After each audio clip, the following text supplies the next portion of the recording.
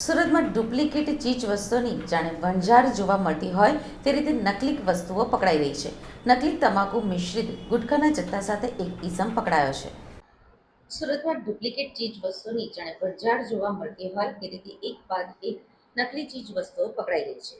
ત્યારે હવે ડુપ્લિકેટ તંબાકુ મિશ્રિત ગુટખાના જથ્થા સાથે એક ઈસમને ઝડપી પાડવામાં આવ્યો હતો. આ આરોપીને ઝડપી લઈને પોલીસે વધુ તપાસ હાથ ધરી છે. બેસ્તાન પોલીસે ડુપ્લિકેટ તમાકુ મિશ્રિત ગુટખાના જથ્થા સાથે એક વ્યક્તિને ઝડપ્યો હતો. આરોપી માનવ જીવ જોખમાય તે રીતે ડુપ્લિકેટ તમાકુ ગુટખાનું મિશ્રણ કરતો હતો.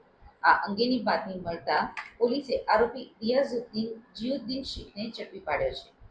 આરોપી તમાકુના વ્યસનીઓના જીવને હાનિ પહોંચે તે રીતે તમાકુ મિશ્રિત ગુટખાનો જથ્થો બનાવીને વેચાણ કરતો હતો. આરોપી રિયાઝુદ્દીન શેખ પાસેથી ₹68,500નો મુદ્દામાલ જપ્ત કરવામાં આવ્યો છે. હાલ બેસ્તાન પોલીસે આરોપી રિયાઝુદ્દીન જીઉદ્દીન શેખ વિરુદ્ધ કાયદેસરની કાર્યવાહી હાથ ધરી છે.